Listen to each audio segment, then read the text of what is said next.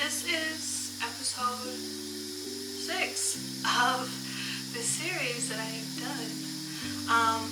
There will be 2 more after this in this series, and then from there, I don't know what other videos I'm gonna make, but I am excited and hopeful for the future content that will make after this, that it will be just as good as the stuff that I've done in this series. I am wearing a top, I promise. It's a freaking, like, what is it? Camisole thing, whatever you call it.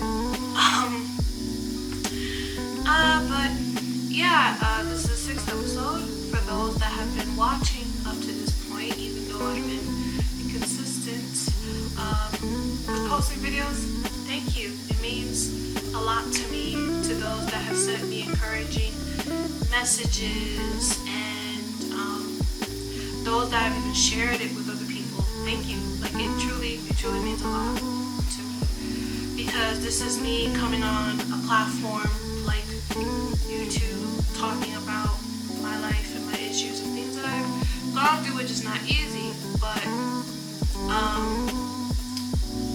I just am hopeful that someone will come across this video and they will be inspired to seek help, or to even become an advocate for someone that goes through a specific type of mental illness or eating disorder,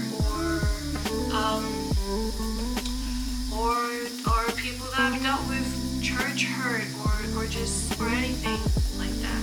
That is just something that keeps me going, and knowing that God is doing something through this. So without further ado, let's just continue into the video.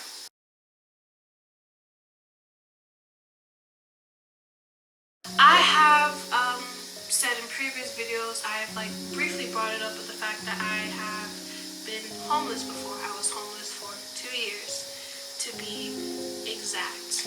And those 2 years were a very interesting and very different period in my life, in just all areas, like mentally, spiritually, and even physically, and even dealing with issues with relationships.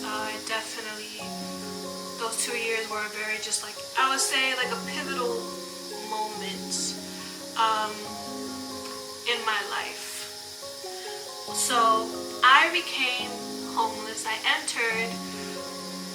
I officially entered the shelter system on April 14th of 2016, and you're probably wondering, what even led you to become homeless or have to enter to a shelter system? I will explain. At the time, I was living with a family friend who I would call aunt, and it was her, me, and then a brother of mine. We were living with her, and she was supposed to have other people living with her because she was on a fixed income. But at the time, we were both working. At the time, I was working at the Estranged Museum as a cashier, actually. And I was making money, so I was able to help her out every now and then with some stuff, give her money for whatever, for food, stuff like that. And then she had a family that were coming out of town for a wedding. I believe it was a wedding or some type of family event. I don't fully remember. And offered for them to stay at her house, and pretty much left us with no option of other than we gotta leave.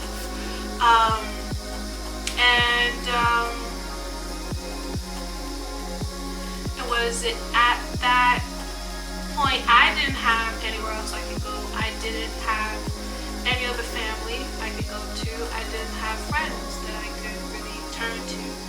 And my brother, he was able to get himself, he rented himself a room. And so the only option that I saw is just really the only option that I had was to go into the shelter system. So I did. I entered a shelter in the Bronx. I entered an intake shelter. So the intake shelter is pretty much a shelter where it's sorry, I'm trying to an intake shelter is pretty much like for just a general population, not for people with kids. I think just like regular people, and you stay there, and then the goal there is to not have you stay there for a long time. They do have people there, like social workers there, to help you with your case, and they see if you would need like assistance for living, as far as like medical reasons, physical reasons, mental reasons even, and their job is to pretty much help you find housing, and if you need a job, to help you find a job in order to afford housing. But since I was working at the time, and I was already making some kind of income for myself, I was then transferred from that shelter into a shelter for working people in Manhattan. Because I had a job, it would have been a much quicker process for me, but I ended up losing my job.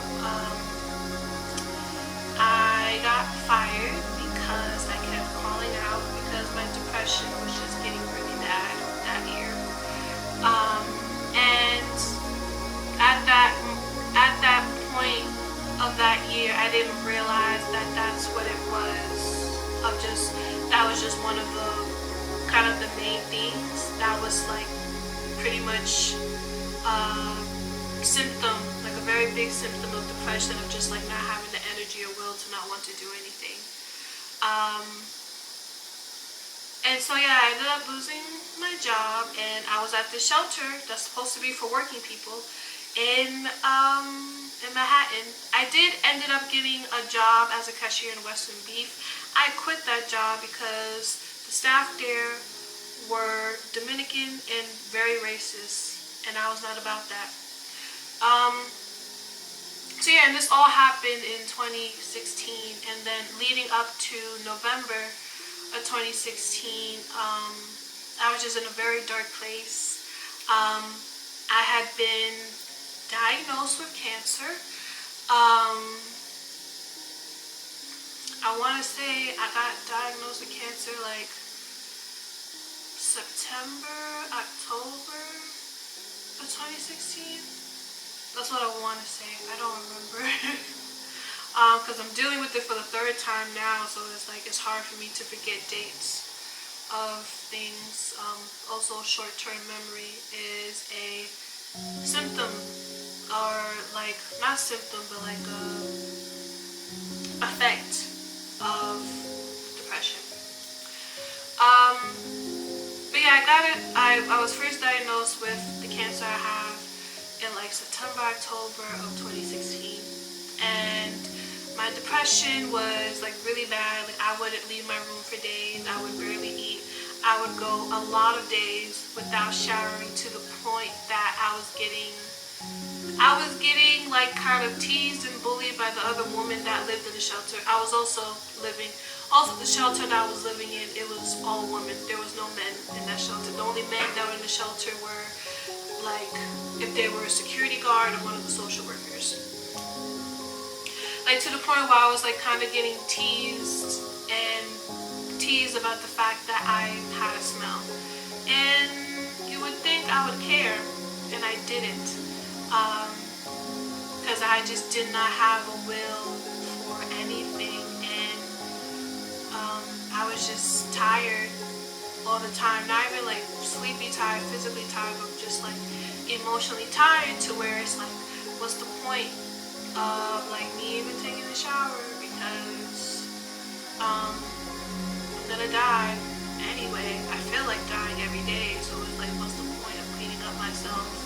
Like that was the mindset I had at that time.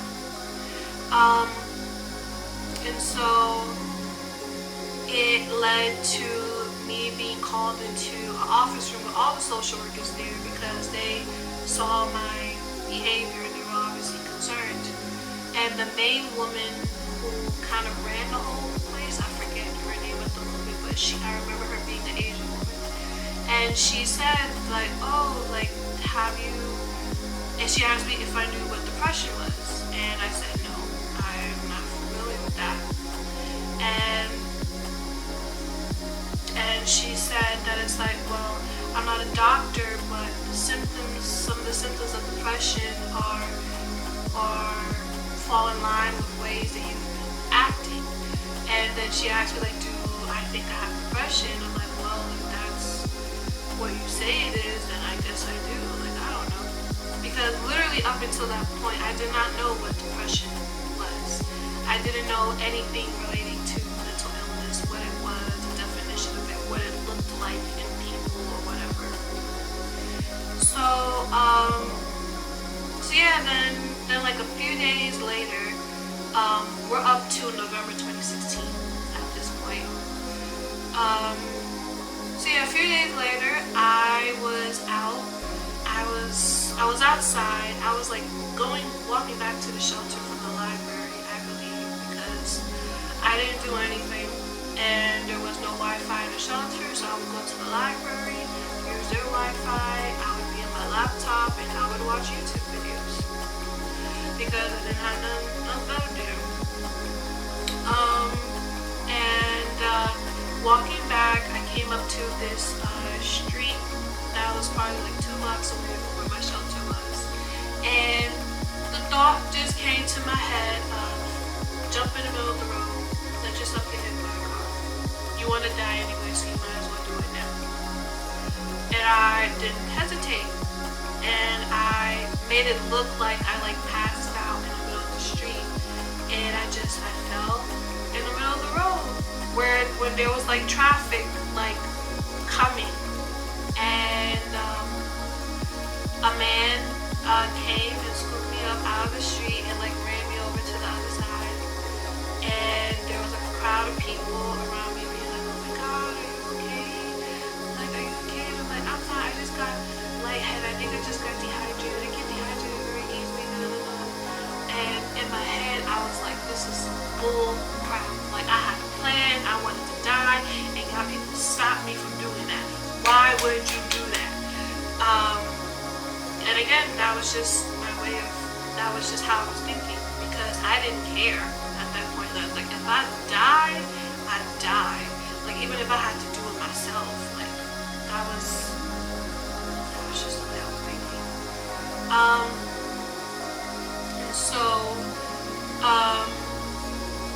Then I want to say, like, about 2 days later, I ended up telling my assigned social worker what I did, and they asked me if I wanted to seek help, if they thought I need help, and I said, yeah, I think I do, because from that point, 2016, the last suicide attempt I made was when I was still in high school, and that was like 2012. So it had been like about 4 years since my last suicide attempt.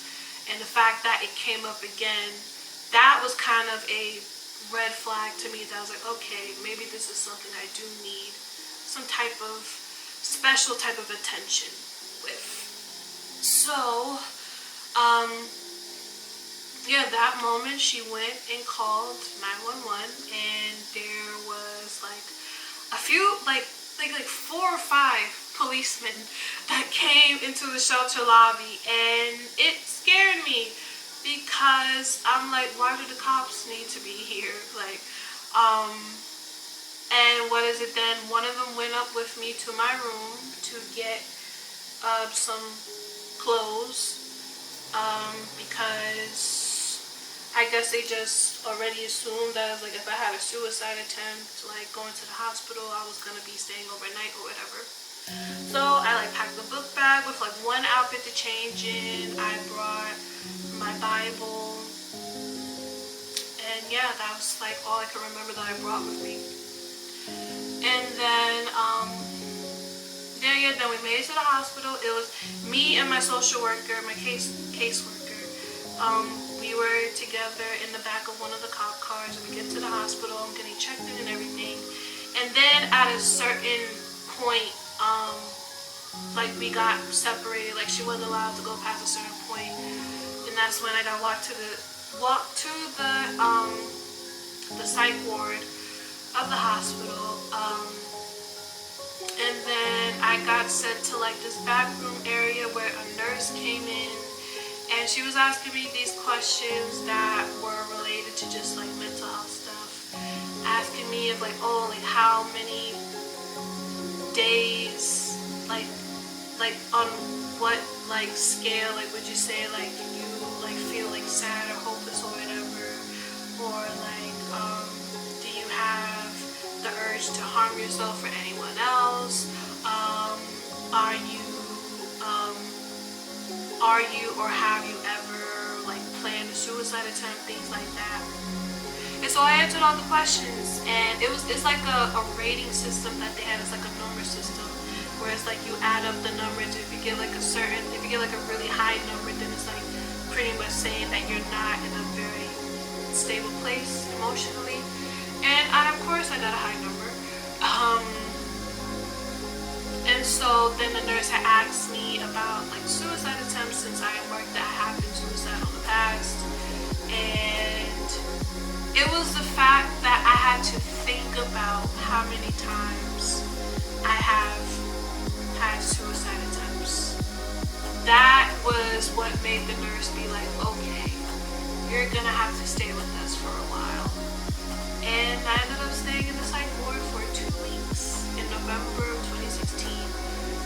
Ironically enough, it was 2 weeks before my 22nd birthday that year. Yeah, my 22nd birthday. And I was dealing with, and so I was homeless, I was in the psych ward, and I was dealing with cancer. And also my anorexia at this time was at an all-time high. Like for those that follow me on, like my personal Instagram or like my Facebook or whatever, I have a photo, it's more so on my Facebook, I have a photos of me from the year 2016, and I was so skinny. And it wasn't because I was working out, it was because I was like healthier. I was going through chemo and I was starving myself at the same time.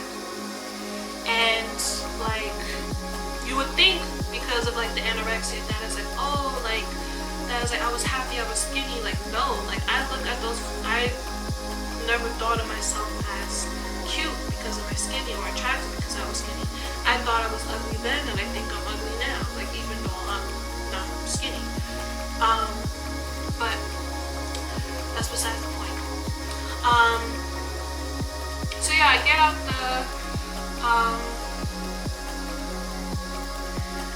the psych ward, and also I wasn't allowed to have my phone in the psych ward. I was not allowed to have my phone.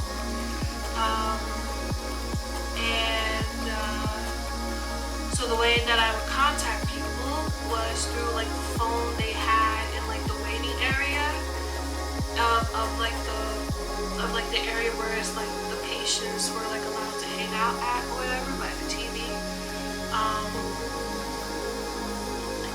And during that time there, I did have like a group of friends visit me, which was nice. It was nice that they visited me, and it wasn't till that point that is like because like I think I can speak for them, well for some of them,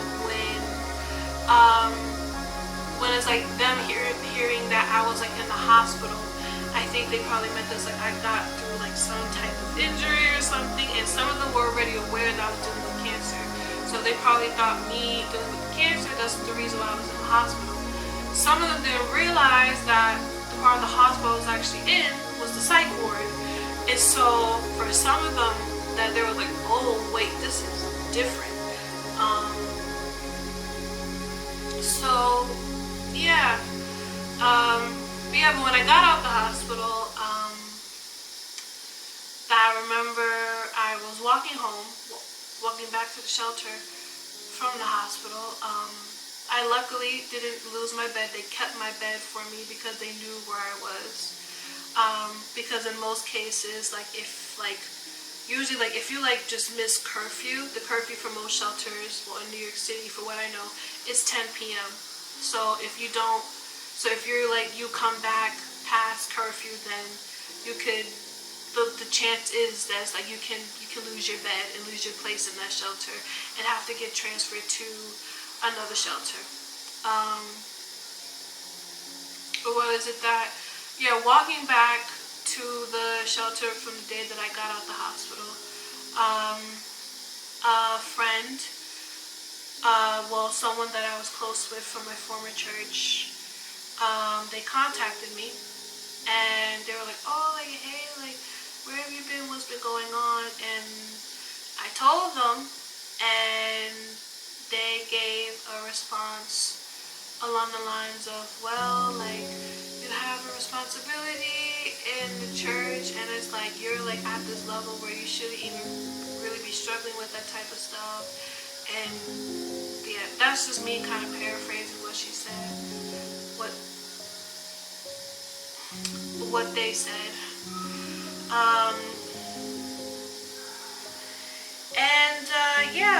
Because at the time I was heavily involved in ministry in a former church that I used to go to.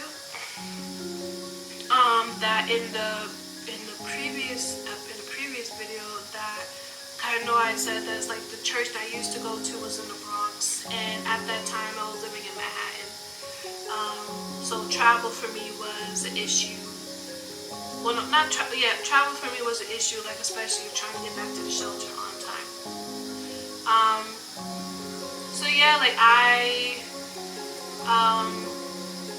And I believe I explained in the other video too, or in a different video I did of how just I would be on stage singing in the choir. I was a lead vocalist in the choir in the former church. I would be teaching Bible class and doing all the other stuff, and I wouldn't feel the presence of God like I knew I should, because I was just, at that point, I did not feel the connection with God the way that I did.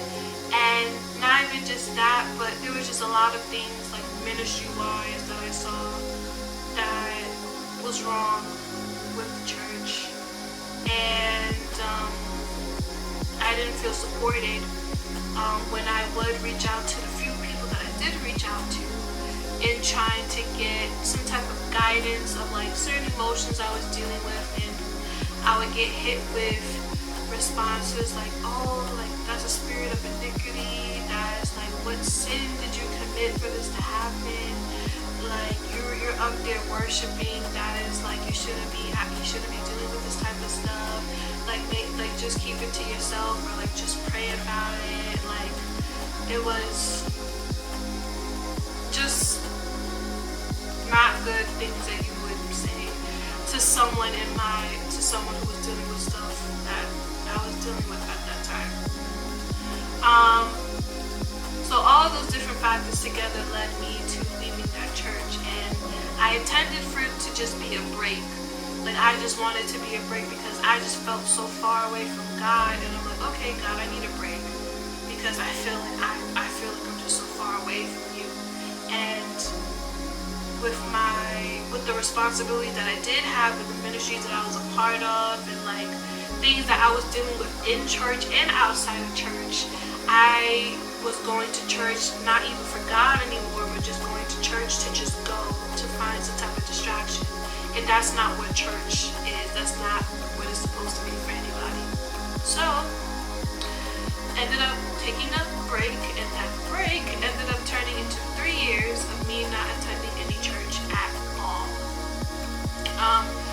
In that span of 3 years, I realized that I was dealing with church hurt of what I experienced in my former church, and thank God I got through that, and found the church that I go to now, which is in Brooklyn, where I currently live.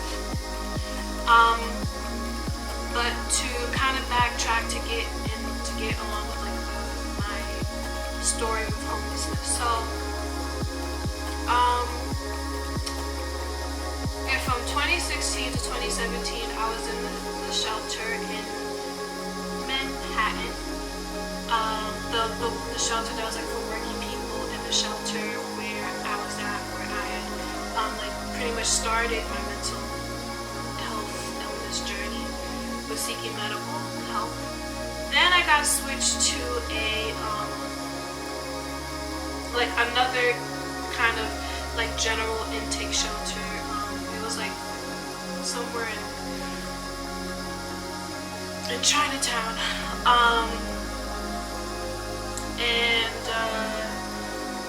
Then I got sent to the last shelter that I was in, which was here in Brooklyn, a shelter that was specifically for women dealing with mental illness issues. And yeah, that shelter I was in from the summer of 2017 till March of 2018. And the way of what happened, of how I was able to get out of just not being homeless anymore, is crazy within of itself, and I could just only thank God for it because He opened the door. So I was going on interviews for housing because that's how it usually goes. I went on interviews for 3 different places to live throughout the city. The first one that I actually interviewed was for the place that I live in now, which is a studio apartment in Brooklyn. And I interviewed for that place first. And pretty much the gist of the interview is to see how capable you are of living in your own space, of how you would cook certain foods, like how you do laundry, how regularly you do laundry, how you would clean your house, how you would exit the building in the case of a fire emergency, things like that. So yeah, the first place I interviewed was for the place that I live in now. The second place I interviewed was for a dormitory style building in Harlem. And what I mean by dormitory is that, like, if you've ever been on campus in college, that's literally how it was. Like, you had like your own room in a building, and it was separated by sexes. Like, one side was all women, one side was men. The bathroom, kitchen, eating area was shared, and then you had your own bedroom with a refrigerator in your bedroom. So that was the second one. And then the third one that I interviewed for was a studio apartment in the Bronx. And that one was the one I was most hopeful for because I am originally from the Bronx, and I was like, oh, like I could like be near my friends and family again. I won't have to like travel as much. So yeah, that was the one I was hoping for, and it unfortunately did not work out because the paperwork was just taking too long, and me and the caseworker that I had at the time, like, we just like couldn't risk of like waiting. Like, it was just taking too long. And the dormitory style option in Harlem, it was a definite no because they were saying that I had to pay $600 a month when at the time I was not making any income. I had no job. In the process of me waiting for the paperwork from the dormitory style building to go through, I got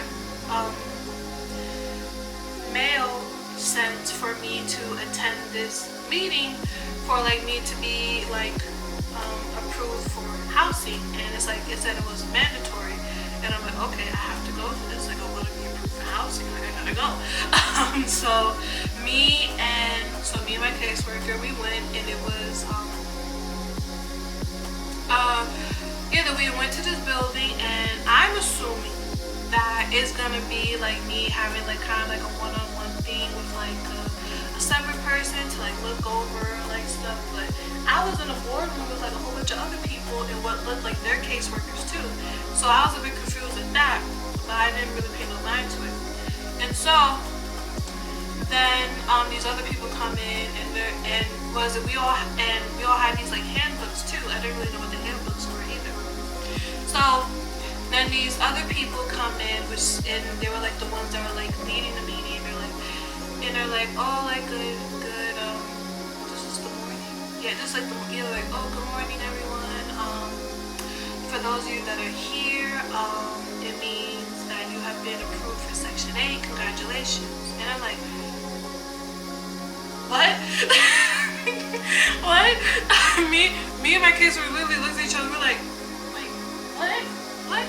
Because at that time, they were like closing off like Section 8 application for people with eyes. Like they were not allowing anyone else to apply for Section 8.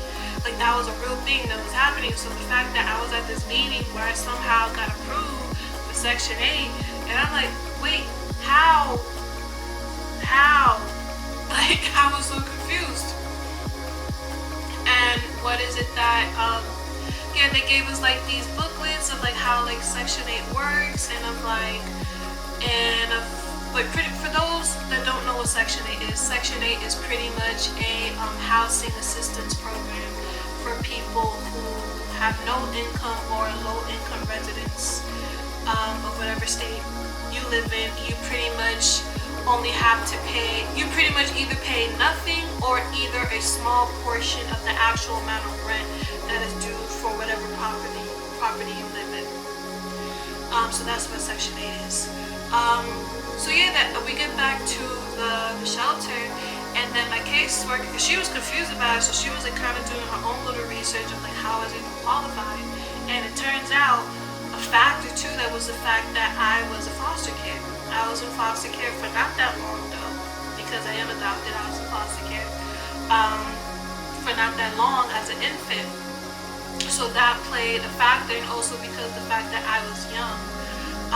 At that time I was like only 22.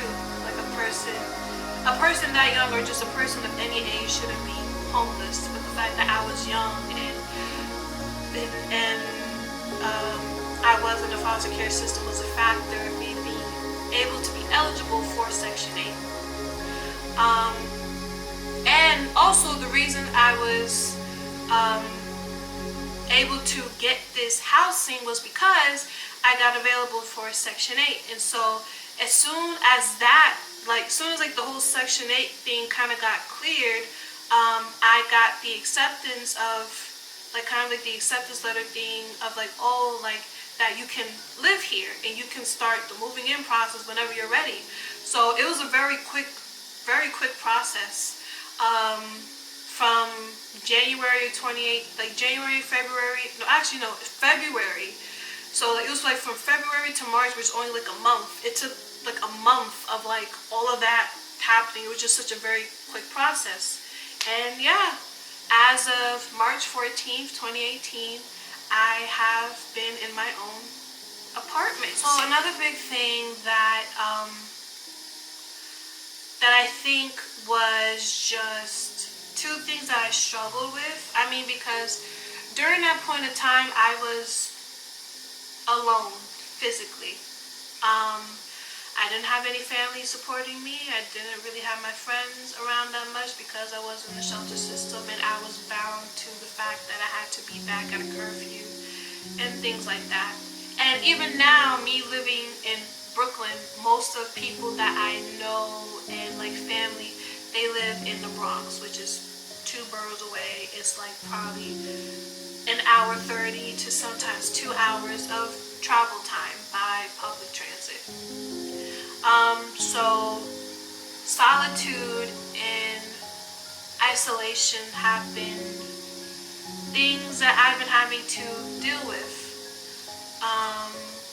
Not deal with, but just things that have become like a part of me in ways that I know they shouldn't. The definition of solitude is a state of seclusion or isolation. It is a lack of contact with people. And it may stem from bad relationships, loss of loved ones, deliberate choice, infectious disease, mental disorders, neurological disorders, or circumstances of employment or whatever, or a certain situation. And then Social isolation is a state of complete or near complete lack of contact between an individual and society. It differs from loneliness, which reflects temporary and involuntary lack of contact with other humans in the world. So, yeah, loneliness was something that I was already dealing with. And so the act of me just isolating myself, it became second nature to me. And even now I do still struggle with like wanting to isolate myself, because it's hard to see that there is people around me that do genuinely care about me and not just want to hit me up whenever they haven't heard from me in a while, even though the phone works both ways, and it's not my job to always have to be the one to reach out to you, especially when I'm going through some type of situation, mainly being a mental illness that takes a lot of energy for me to even send a text message, because my mind is thinking of 100 thoughts a minute, overthinking everything of like, oh, like what if they think about this when I send this text message? What if they ask me this question after I send this? So yeah. But yeah, it is hard to remember that there is people that are in my life and that I'm very grateful for, that are in my life, that they do have my best interest at heart, and that they are reaching out to me and like checking in on me, and they have like a genuine reason for wanting to do that, because they love me and care for me and see me as someone who is worthy of that. Which I'm like learning every day, like there's still the part of me that has a distrust for people, and it's like I love these people and I see that they're like nice people, but then it's always that question in the back of the head, but it's like, you're being nice to me, why? Like you're taking the time to pray for me, why? But it's something that I know I have to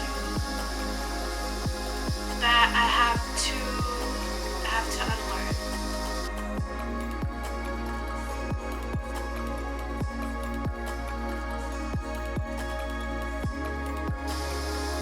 I do feel like the community of people I have, they are definitely able to lift me up when I am down. That community, they have a name, they're called Sky Club. They're probably the main ones that will be watching this video. Whenever it goes up, they have become not even just community, they become my family. In all honesty, they know who they are. There's too many of them to even say all their names, but they have been there for me in ways that people that are still in my life now, who I'm still somewhat close with, like they've done more than they've ever done, and I've only known them for a few months, and I've yet to meet any of them in person because COVID. We're like online friends, and the closest we've come to seeing each other's faces is over Zoom and virtual calls. But they have been so supportive and been there for me in more ways than one, with prayer and allowing me to vent and being supportive of my YouTube channel, and of like me singing and like doing all and just stuff like that. And it is a beautiful thing, and I am so appreciative and thankful for all of them. So yeah, I love you, Sky Club, forever, forever, ever.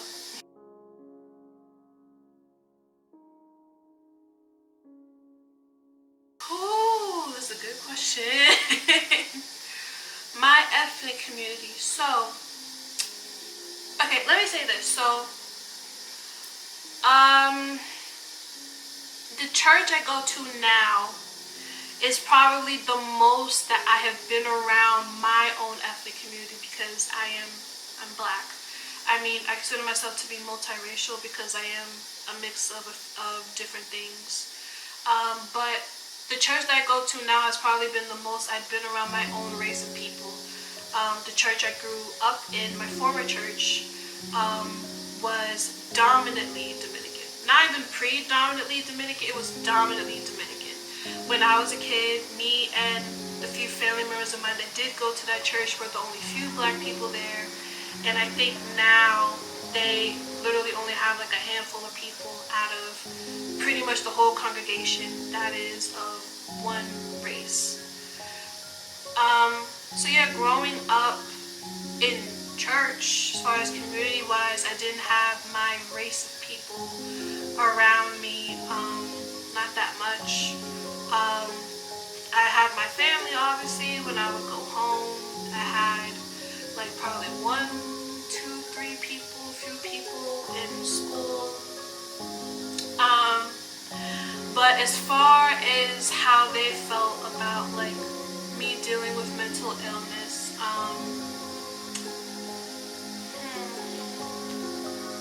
my family,